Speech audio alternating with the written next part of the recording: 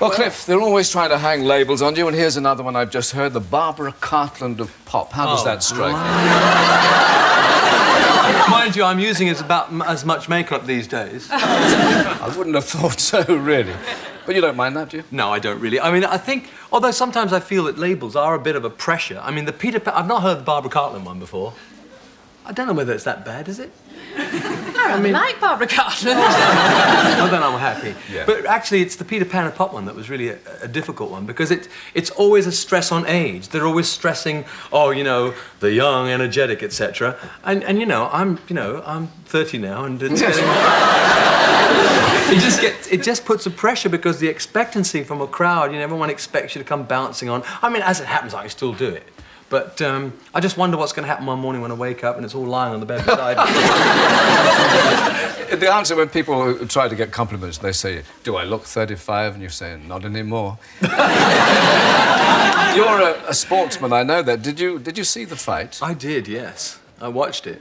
And I can see why you're wearing glasses. It was touch and go. There was a time, wasn't there, when everybody got really worried, I'm sure. Well, I don't know whether you were, but we were all worried. I think everybody was a bit worried because of the fact that my eyes were so badly damaged. Yes. And it always looked like he could do that or that Well, again. What do you think of boxing, actually?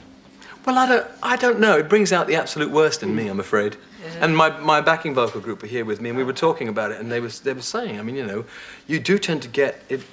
Go on, hit him. Oh, hit him? That's quite mild, really. Oh, slap him hard. Yes. I'm never quite sure. I mean, obviously there's a great... When they said that you weighed in at, what, 8.5 stone or something, wasn't it? No, 8 stone, 13.5 pounds. See, when they said 8 stone, 13.5, I thought, blimey, I could knock him over. Yeah.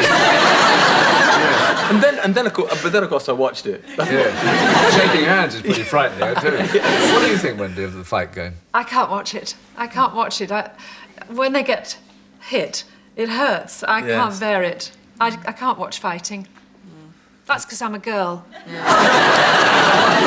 Did you box at school, though? Oh, no, I didn't box. I had a lot of fights, though. I don't know. I mean, it's just ridiculous, really. But I fought a lot at school, funnily enough. I came home in tears sometimes and bruised and stuff. But I gave quite well, really. I always think that if I was trapped in a corner, as I was many times as a young kid of, like, you know, 8, 9, 10, I used to get very frantic. The thing about boxers is that they don't actually get passionate about it. I mean, I don't know that boxers... Or do you lose your temper? No, you must do. If someone wallops you in the eye, you can't say, oh, you know... No. You can't really lose your temper. It's controlled aggression. I think that's what it's called. But, I mean, mine wasn't controlled. You were quite handy at field events, weren't you?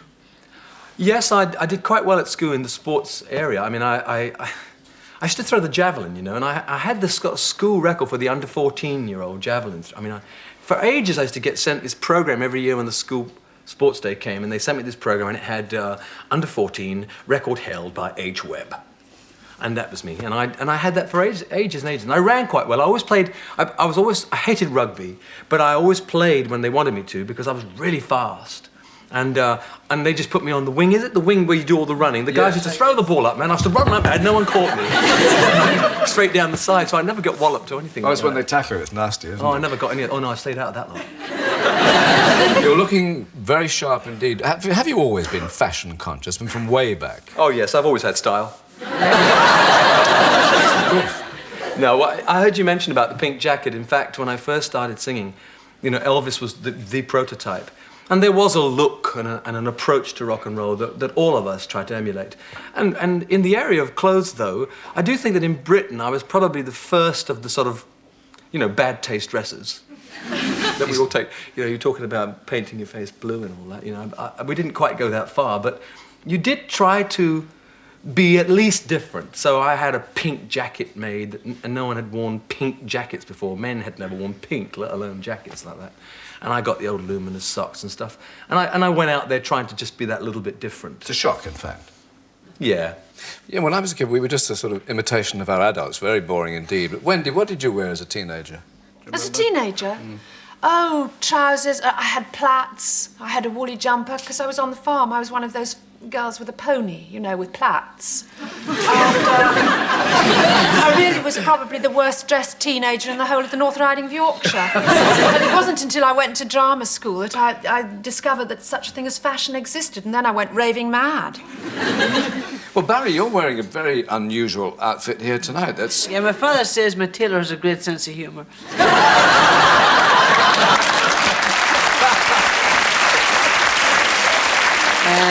I remember wearing the first... these parallel trousers came in. They were the first pair of long trousers that I ever wore. I used to wear shorts before that when I turned around the countryside as a young fella. And I remember the first pair of parallels. I got a wine-coloured, like a maroon-coloured pair. They were perfect, but they were too big for me in the waist, so I had to wear these braces, and I was at a disco. I was concealing these braces perfectly, and I was dancing, and whatever happened, I may have got too close to my partner, but the yoke went bang like that. So that was the last time I ever tried to go around too stylish, you know. A future world champion. It's wonderful. So, Cliff, you got the look, and then you had to work on the act, of course, to go with the look. Well, I mean, all of that came fairly naturally, you know. I used to read things. The Shadows and I have often laughed about this. People try to analyse why we did things. And they're always saying, well, of course, you know, it came from the sort of working-class background and was trying to beat his way out of the environment. We just like singing rock and roll, and it's something we found we could do. So when I did a performance, it was just an expression of how I just felt about the music. It was a matter of having a lot of fun, and rock and roll was always connected with energy and dancing and stuff. So we made it up as we went along. In fact, people often used to say, who produced the act? Well, I mean, it was a joke, really. But there were a few little tricks, weren't there? Little gimmicks. No, well, they were all part and parcel of being a rock and roll singer. You know, the curl of the lip, you know, all that. Oh, yeah. Oh, yes. I remember you doing that. Yeah, You don't do that anymore, do you? No, I've grown out of it. I mean, I've done duets with, like, Marty Wilde, you know, and I mean, all you could see were lips in the camera. Everyone tried to do it. And when you did it, all the girls screamed. Absolutely, yeah. Let's try it out again once more.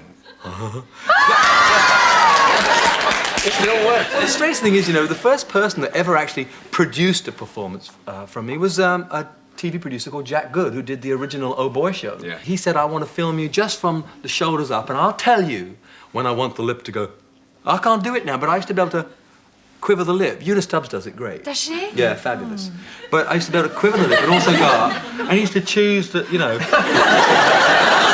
Looks awful. It's just dreadful. And, of course, you had the obligatory American accent. You couldn't sing like an Englishman, could you? Weren't allowed to. Rock and roll, because it's an American form of music, it's still... Although in the very early days I twanged a lot more, you know, I mean, one did tend to sing a bit like that. But I don't do that anymore. I sing English, but there are certain words that defy. You can't say, well, do you want to dance and hold my hand?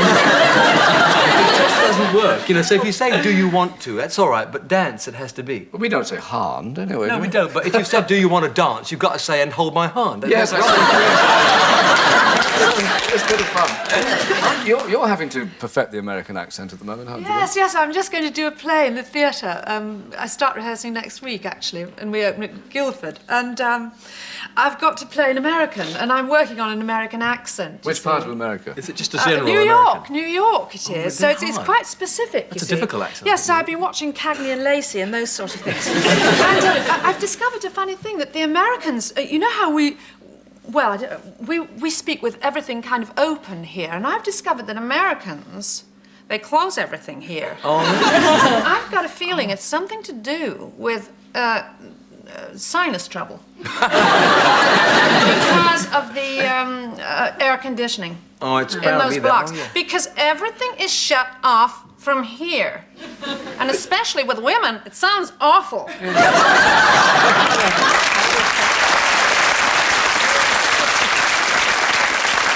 But I wonder, you know, I don't know whether, say in Northern Ireland, whether they have the same sinus problems, because if I try to do a Northern Irish accent, it all goes like, you know, I've been around Belfast now. As well. But it's very damp. Oh, I'm doing that, there, sorry. isn't it?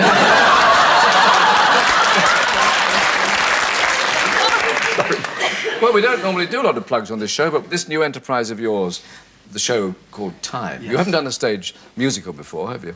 No, I haven't. I've appeared in pantomime before, and I've treated those as musicals. Both the pantomimes that I did at the Palladium, I got the Shadows to write a new score, so there was no current chart material in the show. It was all stuff that was brand new.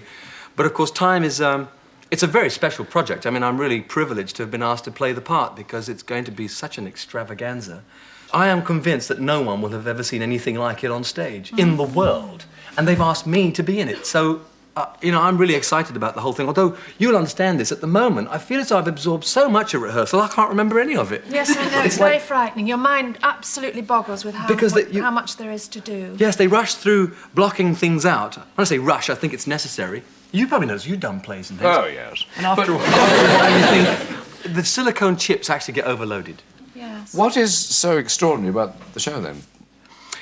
Well, look, I'll tell you what. If anybody's seen Starlight Express, and they should, because it's wonderful, I've seen it 5 times, it's a very, very exciting, entertaining show. John Napier designed that. Apparently there are 8 hydraulic moving parts. We have 32. You mean we as humans? Pardon? No, the set. Oh, I see. I must say, which says a lot about you.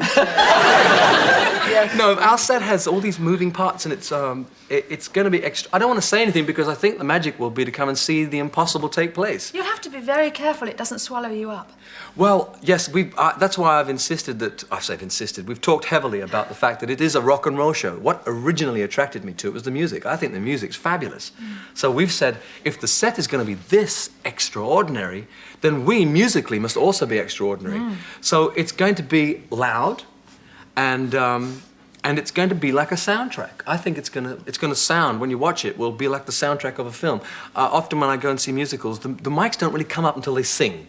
No. And then suddenly it sounds like a record, and then when it comes back to talking again, it's all reality again. Mind you, that's not true of Starlight Express, is No, it? I mean, Starlight that is isn't. so loud. But they don't talk in Starlight, you see. They'll sing nearly all the way through. They sing all the way through it, but it was terribly Fabulous. exciting. See, but what I mean is, if all these sets are going to be swizzling round like they were in Starlight Express with great bits flying and bits joining up, you want to be careful you don't get in the middle of all that.